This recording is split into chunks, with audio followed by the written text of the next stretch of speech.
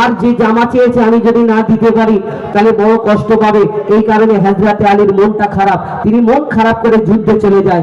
আর এই ঘটনাটা ইমাম হাসান ইমাম হোসাইন দুজন দেখে নেওয়ার পরে ছুটে ছুটে নবীর দরবারে পৌঁছে যায়। আর জিজ্ঞেস করে তোমার আব্বা তোমার আব্বু আম্মু কি করছিল? যখন জিজ্ঞেস করে তখন আমার দয়ার নবীকে ইমাম হাসান ইমাম হোসাইন বলে, নানা জান আজকে আমার আব্বা মনটা খারাপ করে যুদ্ধে গিয়েছে। কেন? আমার মা একটা আমার আম্মু একটা জামা চেয়েছে, একটা কাপড় চেয়েছে, এই কারণে আমার আব্বার মনটা খারাপ ছিল যুদ্ধে যাওয়ার সময়। এই কথা শোনার পরে দয়ার নবী দু জাহানের বাদশা হুজুর আকরাম সাল্লাল্লাহু আলাইহি ওয়াসাল্লাম তিনি বড় কষ্ট পায়, তিনি কেঁদে ফেলে, হাউ হাউ করে কাঁদে। কেন? তিনি তো নবী নন্দিনী নবীর বেটি, তার জন্য তিনি স্বামীর কাছে জামা চেয়েছেন, স্বামী কষ্ট পেয়েছেন, এই কারণে দয়ার নবী কেন কাঁদে? মন দিয়ে শুনতে হবে এই স্বামীকে আল্লাহ কি মর্যাদা কি ইজ্জত দিয়েছে। এই মা ফাতেমার ঘটনা থেকে আমার মা বোনেদের শিক্ষা নেওয়া দরকার। কবি ছন্দের মাধ্যমে লিখছে দেখুন, স্বামীর মনে মা বোনেরা ব্যথা দিও না, আমার নবীর ঘোষণা ঘটনা শোনো মা ফাতেমা, ঘটনা শোনো মা ফাতেমা। স্বামীর মনে মা বোনেরা ব্যথা দিও না, আমার নবীর ঘোষণা ঘটনা শোনো মা ফাতেমা, ঘটনা শোনো মা ফাতেমা। কি ঘটনা শুরু হয় কবি ছন্দের মাধ্যমে আরো কে লিখছে দেখুন,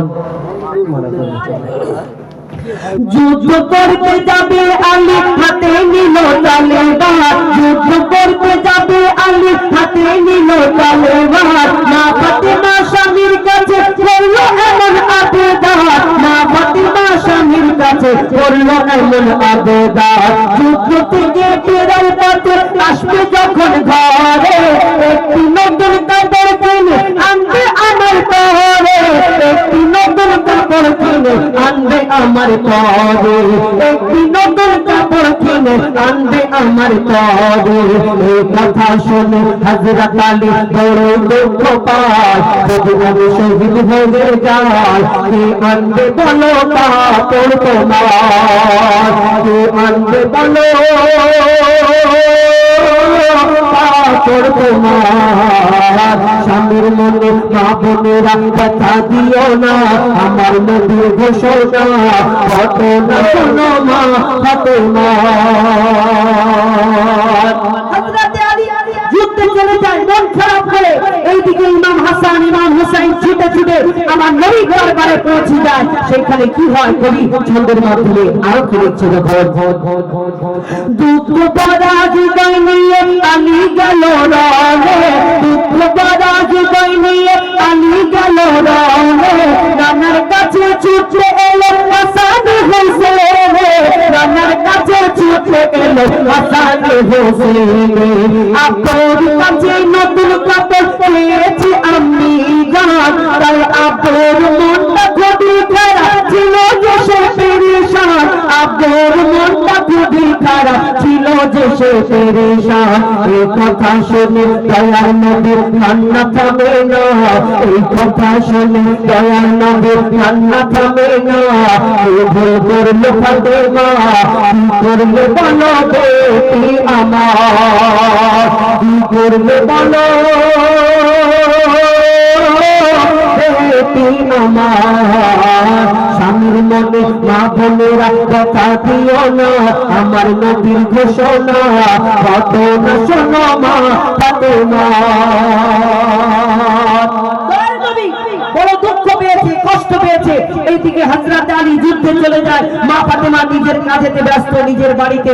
কিন্তু মা ফাতেমা লক্ষ্য করে একদিন হয়ে গেল, দুদিন হয়ে গেল, 3 দিন হয়ে গেল, মা ফাতেমার বাড়িতে আমার দয়ার নবী আর আসে না। কেন? প্রত্যেকদিন আমার দয়ার নবী মা ফাতেমার ঘরেতে খোঁজ খবর নিতে আসতেন, দেখা করতে আসতেন। একদিন দুদিন 3 দিন হয়ে গেল মা ফাতেমার বাড়িতে আসে না। দয়ার নবী যখন আসে না মা ফাতেমা বড় চিন্তা করে আমার আব্বার শরীর খারাপ হলো নাকি। তখন মা ফাতেমা ছুটে ছুটে নবীর দরবারে পৌঁছে যায়। পৌঁছে যাওয়ার পরে তিনি তো বুঝতে পারেনি ব্যাপারটা। মা ফাতেমা যখন নবীর দরবারে পৌঁছে যাওয়ার পরে আমার দয়ার নবী অন্যদিকে তাকিয়ে যায়, অন্যদিকে তাকায়, মা ফাতেমার দিকে ফিরেও তাকায় না। কেন? কি ঘটনা হয়েছিল? কবি ছন্দের মাধ্যমে আরো কি লিখছিল, যার মুখ না দেখে ঘুমাতো না দয়ার নবীজি আমার, যার মুখ না দেখে ঘুমাতো না দয়ার নবীজি আমার, রাতের পরে রাত কেটে যায় মুখ দেখে না ফাতেমা, রাতের পরে রাত কেটে যায় মুখ দেখে না ফাতেমা, রাতের পরে রাত কেটে যায় মুখ দেখে না ফাতেমা। মা ফাতেমা ছুটে এলো আব্বা জানের কাছে, তবু বেটির মুখ দেখে না পিছন ফিরে আছে, তবু বেটির মুখ দেখে না পেছন ফিরে আছে। বলছে নবী তবু বেটি বাড়ি চলে যাও, আগে স্বামীর কাছে ক্ষমা চাও। বলছে নবী তবু বেটি বাড়ি চলে যাও, আগে স্বামীর কাছে ক্ষমা চাও, তবে করবে ক্ষমা আল্লাহ আমার। কে বলছে? আমার দয়ার নবী মা ফাতেমা যাকে জান্নাতে দানি বলা হয়, মা ফাতেমাকে দয়ার নবী এই কথা বলে, আগে বাড়ি চলে যাও, তোমার স্বামী যতক্ষণ না ক্ষমা করবে তুমি আমার কাছে আসবে না। মা ফাতেমা ছুটে ছুটে নিজের ঘরের দিকে যায়, কাঁদতে থাকে, দরজা বন্ধ করে তিনি চিন্তা করে আমার স্বামী কখন ফিরবে, আর আমার স্বামী আসার পরে পা দুটোকে জড়িয়ে ধরে ক্ষমা যতক্ষণ না চাইবো আমার মনটা শান্তি হবে না। মা ফাতেমা ছুটে ছুটে নিজের ঘরে পৌঁছে যায়, আর গিয়ে দরজা বন্ধ করে শুয়ে কাঁদতে থাকে। হযরতে আলী আসার অপেক্ষা করে, আর আসার পরে যখন পা দুটোকে জড়িয়ে ধরে ক্ষমা চাওয়ার পরে যখন হযরতে আলীকে সব বলে, তখন হযরতে আলী সব বুঝতে পারে আমি তো এই কারণে কষ্ট পাইনি। তখন হযরতে আলী কি করে, সেই মা ফাতেমা ইমাম হাসান ইমাম হুসাইনকে নিয়ে নবীর দরবারে পৌঁছে যায় সঙ্গে সঙ্গে। তারপরে সেদিন দয়ার নবী কি বলেছিলেন এই হযরতে আলী মা ফাতেমাকে কবি ছন্দের মাধ্যমে আরো কে লিখছে, বলছে নবী আল আরাবী শোনো বেটি ফাতেমা, বলছে নবী আল আরাবী শোনো বেটি ফাতেমা, আলী যদি আজ তোমাকে না করিত ক্ষমা, আলী যদি আজ তোমাকে না করিত ক্ষমা। এখন ডিজিটাল যুগ, নারীরা ওই সমান সমান অধিকার চায়। জিন্স প্যান্ট পরছে ওরা, কেন আমি পরবো না? সমান সমান অধিকার দরকার। নারীরা এখন ডিজিটাল হয়ে যাচ্ছে, ফোন পেয়ে সবাই হাতে হাতে মোবাইল, নারীরা পরিবর্তন হয়ে যাচ্ছে। আগেকার আমার দাদিদের যুগে দেখতাম যদি স্বামী বাইরে থেকে কাজ থেকে ফিরতো তার সামনেই হাত বেঁধে দাঁড়িয়ে থাকতো নারীরা, স্ত্রী দাঁড়িয়ে থাকতো কি লাগবে আমার স্বামী। কিন্তু এখন ডিজিটাল যুগ, যদি স্বামী বিদেশ থেকে কাজ থেকে ফিরে এসে বলে হ্যাঁ গো ও কচির মা মনির মা আমার এই লুঙ্গিটা কোথায়, যদি এই কথা বলে যেন মনে হচ্ছে কি বড় অপরাধ করেছে। আর কচির মা যদি কাজের বেগ থাকে তখন কচির মা বলে তোমার চোখে চান্দিশা হয়েছে ওখানে তো রয়েছে দেখা মনে, এরকম কথা বলে। তুমি যখন যাবে ভিতরে গুড়গুড় গুড়গুড় করে আওয়াজ হবে, মনে করে আল্লাহ একবার ছেড়ে দাও, কচির বাপের পা দুটোকে জড়িয়ে ধরে পড়ে থাকবে, শুধু ক্ষমা করে দেবে তারপর চলে আসবে। আপনি ভাবছেন যে আল্লাহ আপনাকে ছেড়ে দেবে? এই দুনিয়াতে স্বামীর উপরে জোর গলায় কথা বলে, এই দুনিয়াতে আল্লাহ বলছো নারী আমার পরে যদি কারোকে সিজদা করার হুকুম দিতাম তোমার স্বামীর কদমে সিজদা করার হুকুম দিতাম, আর তুমি সেই নারীকে জোরে সেই স্বামীকে জোরে জোরে কথা বলো, গালাগালি করো, আর বাপের বাড়ি ফোন করে বলো যে আমার এই গরিব মানুষ এরকম ছোট লোকের ঘরে বিয়ে দিয়েছে, বদনাম করো স্বামী।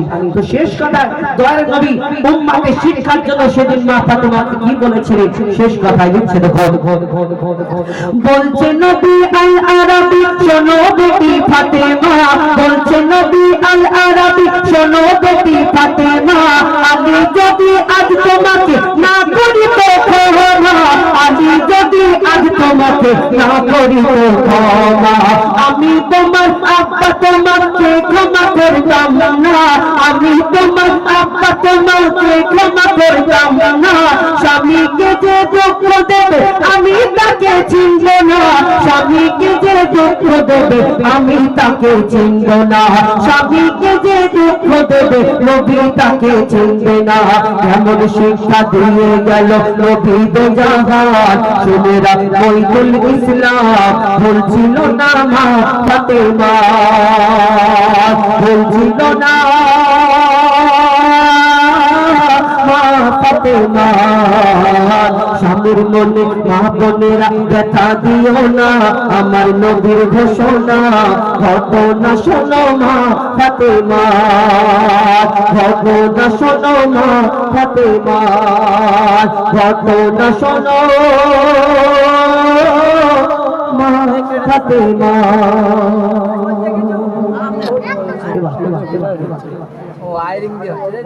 আমি কচিরা তোমরা ঝামেলা করছো তাহলে আমার সঙ্গে সঙ্গে আমাদের এমনি ফ্রি